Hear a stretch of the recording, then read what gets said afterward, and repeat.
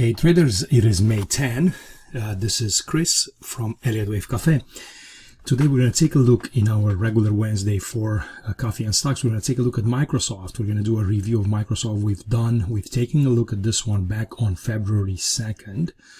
And it's a stock that's starting to break out quite aggressively here. It's got pretty decent potential.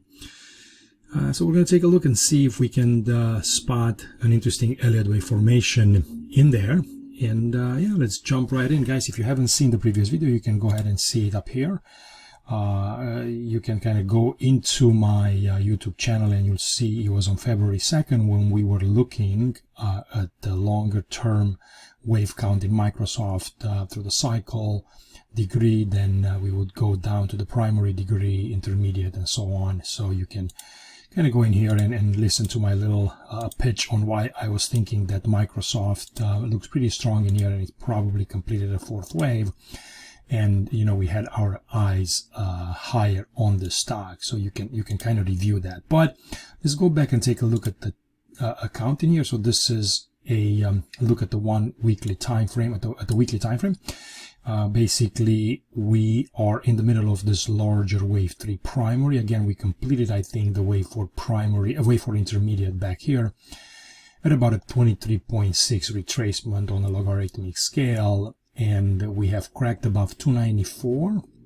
And I think we're on our way to moving much higher. I think together with Apple, these are probably going to be the first stocks, major stocks, to make new all-time highs.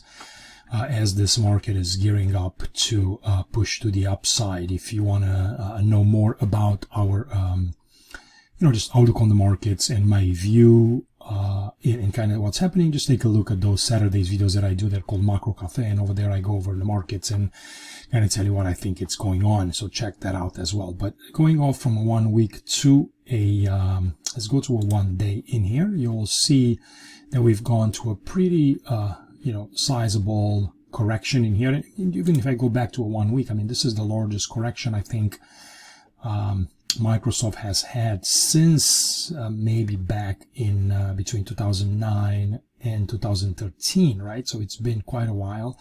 This one in here was another one, but it was fairly small. So due to its size, since I cannot compare it with anything that's been happening back in here, I think I have to label it in some type of a fourth wave. Sure, there could be that this is a wave 2 at a different degree, but for right now, we'll just go with the fourth and assume that what's going to happen now, it's a wave 5 intermediate finished by a wave 3, then a little bit of a pullback. Again, it doesn't mean that if you're getting a fourth wave, this is going to be some kind of a crash on Microsoft. It just means that the market will maybe move sideways. Maybe it does something like this for several years until Microsoft consolidates, and then you continue to break higher overall. This market should continue to be bullish. But going to a 1 day chart, let's put some labels on. So this is the subject of today's video. I wanted to last Wednesday we talked about Apple, and that one we looked at inside the correction and what it looks to be a WXY, maybe a WXYXZ correction, although I think Apple is starting to break higher. So check the Apple video on complex corrections and kind of how we're counting them. And I think we're having now pretty good evidence that Apple is probably going to continue to push, and it's finished with its correction, just like Microsoft is here. But I'm not going to focus on this move today. I'm going to focus on the move from the lows to the highs, and in what Elliott Wave, methodology and community and all there. It's called a 1-2-1-2, and that's an extremely bullish, explosive move to the upside where you're in the middle of, let's say, this fifth wave, but the internals in here are building up through a series of 1s and 2s at lower degrees of trend. Where you're kind of building that sequence of waves to finish up a wave 5. So let me show you my count here. I'm going to go, so you can see, I'm labeling this just a simple ABC. Then you have the first 1, 2. So take a look at the degrees in here. It's an intermediate degree wave 4, which means that we are in the intermediate degree wave 5.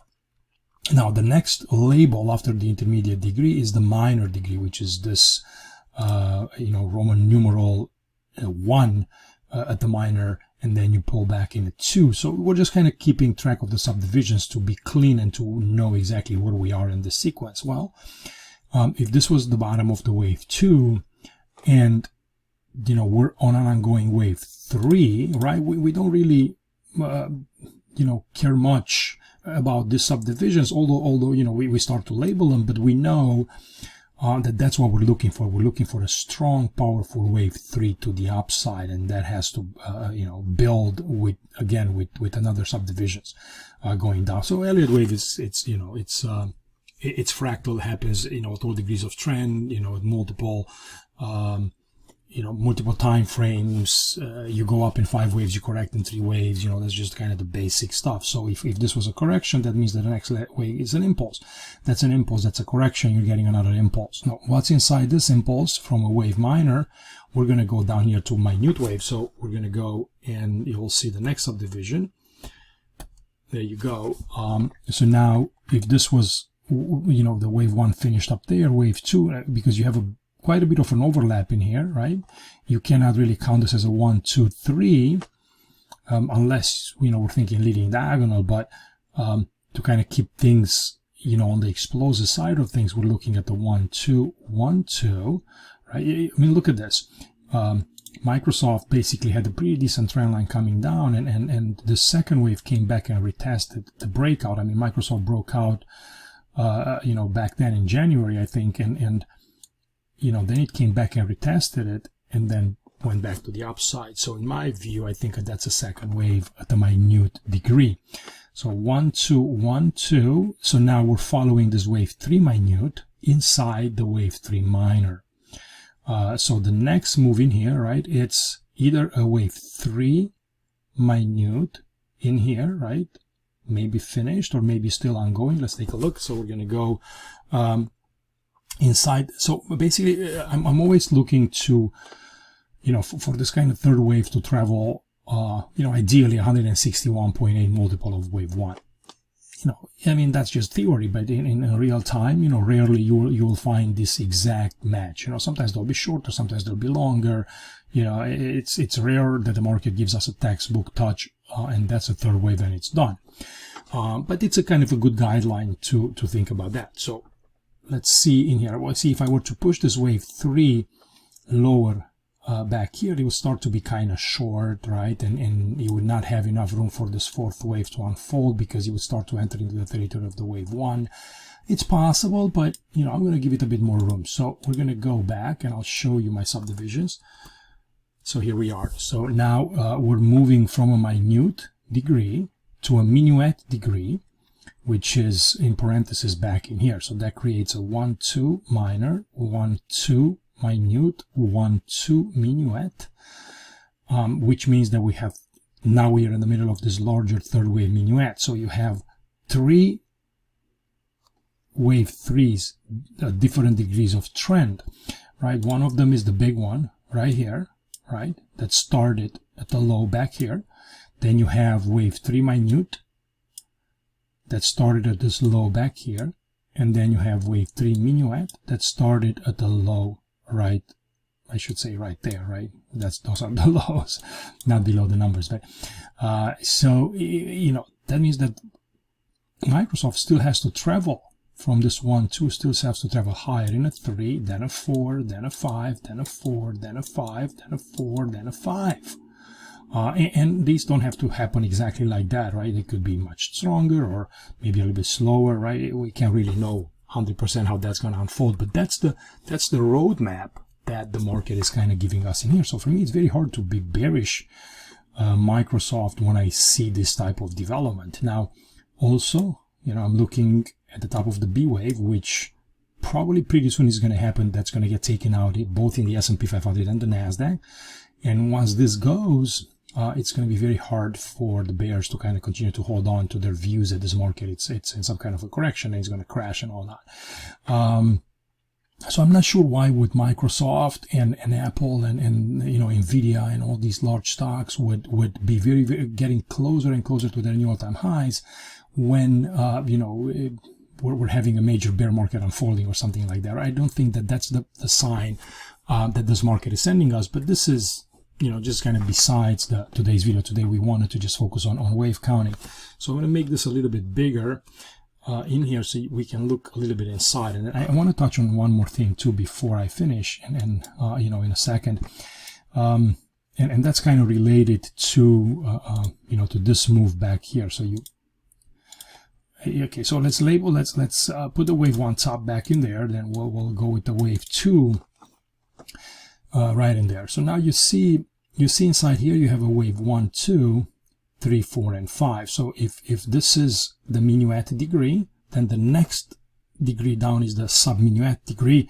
So if I would go and I would decompose this as an impulse, you will see the software will kind of do it. I have to adjust a couple of things. But if I put my cursor over it, it says sub-minuet. So that's 1, 2, 3, 4, 5. And that's what you want to see in impulses, right? You want to see, things moving nicely higher and without a bunch of overlaps. Now, maybe this wave in here is not that, that clean in terms of a 5-wave structure. I think, we could kind of look into it.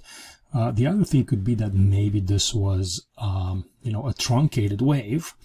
When you go and this was some kind of an X, so you have an ABC for a W. Just bear with me in here to see that Elliott wave. It's a bit complicated, but it's not impossible to kind of look at it. So this would be an ABC instead of an A. So this would be a W.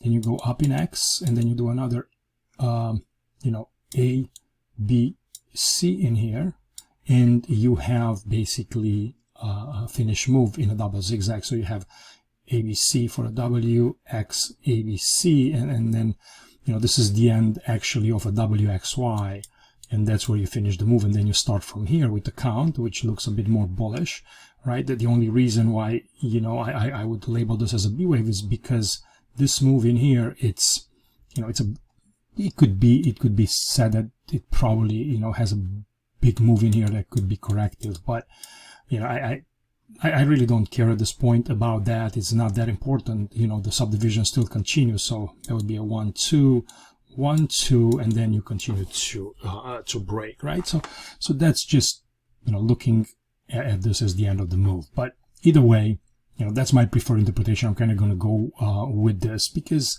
even here you can probably go 1, 2, and then you have a 3, maybe a running flat in 4, and then a 5, right? So you can have an ABC 1, 2, 3, 4, 5 for a wave 1, and this is pretty good as well. So anyway, continuing to go, right? That means that if there's wave 2, well, now inside this wave 3 we're going to get another sub-minuet, because this is wave 3 minuet, there's wave Y minuet, so sub-minuet inside wave 3 means that we're going to get back in here, and listen, you got a pretty good gap there. Maybe that was a short second wave like that, and then we'll have to kind of anchor it, maybe push it a little bit higher, and that's how the market kind of pushes us going forward like that. So now you do this, right? You do 1, 2, 1, 2, 1, 2, 1, 2, 3, 4, 5, 4, 5, 4, 5, and you keep going. Okay, now let me just kind of delete. Well, I'm just going to leave them on. It's fine. But you might be concerned about this gap here and say, my goodness, this gap, it's a huge one. It's from 275 all the way here to almost 294. So it's a $20 gap. What's going on with this one? Don't the gaps get filled? And that's possible. But maybe they don't, or maybe not yet, or maybe it's going to happen in 20 years. And I'll show you a couple of things going back. I mean, look at this one at 206. Was this gap ever filled? I don't think so. Right, not even there. So that was not really filled. Then we go back and take a look at this gap at 153.83. That was never filled. Then we go with this gap at 78.76. That was never filled. And I'm sure there are some more. I don't have them in here, but going back to a 1 week, here are the gaps: 78, 153, 206. Eventually you're not going to see this one if this market continues to go. So don't, I would not hold my breath, expecting gaps to be closed as a trading strategy, right? That's just not realistic. It's not a requirement. But you know, in my view, I'm going to be looking at this as a you know, as a pretty nice series of ones and twos, which kind of continues. It's hard to make out of this a leading diagonal unless, just to kind of switch between motive and impulse, right? Unless you do this and you say, well, 1, 2, 3, 4, 5, and maybe, you know, this was the second wave of a diagonal, which would be very short, and this whole thing is a 1, 2, and actually now you're exploding higher. With the size of this latest move to the upside, you can't really do, you would have to do some kind of a, doesn't even work as an expanding diagonal. Those things are so rare. So, you know, I don't know, my best interpretation here is that that is, you know, that is bullish. Now, you know, there'll be some bears that are going to come and say, well, listen, well, this was actually a wave A or a wave 1, and that's a B or a 2, and this is an A, B, C, X, A, B, C, and you're actually going to crash lower. You know, it's always those arguments, you know, when you see the market kind of going up like that, and it's like, man, I think this is corrective, and, you know, how can you tell me that this is bullish and all of that? Well, I don't know. To me, this move here looks corrective. It doesn't look impulsive. And then this move in here, it looks like it's being built as an impulse. And, you know, I'm getting the same sentiment from the rest of the markets. And, you know, that's how I'm looking at it. And if I look at the longer time frames, I mean, let's just go right here. Hold on, let's just go right here. I mean, look at this. You know, what do you think this is? That's a 3-month chart. So it's a quarterly chart of Microsoft. Finished correction with a little doji, right there. And then you close off with another bullish quarter in a hammer. This thing is not only going to go, to 350. This thing is going to go to 700. Okay, this thing is going to explode to the upside. It's my view, and it's probably going to do something like that. And will continue, and before you know it, you know, a few years down the road, you'll be somewhere up there. So that's kind of my thinking on it. Now, yeah, you do have the 150-day, the 200-day, which is, you know, a little bit lower back here, so it could be slightly extended. Maybe it's gonna slow down just slightly and wait for it to catch up again. It's hard to buy something, you know, right in the middle of kind of a third wave sequence, but you know, you can always wait for dips, and just make sure that you understand where kind of some of the risks lie, and you got to have, let's say, the proper levels where you're you know, wrong on the count. So for me, one of those would be this 275. If Microsoft gets back below 275, you know, we have a little bit of a problem with the count, and we have to rethink things. And you know, then obviously if it gets all the way back here to 240, you know, this could be a big failure. And then, yeah, we have arguments that this is you know, turning back to the downside. But for now, you know, it's alive and well. I will continue to monitor it in here. We'll save it. We'll revisit back in you know, in a few months one more time, and we'll take a look at it. You know, again. For more information, follow me on Twitter, follow me on, you can find me on Substack, you can see the links below the video. I appreciate you as always. I hope this was helpful, and I'll see you a little bit later. Bye-bye.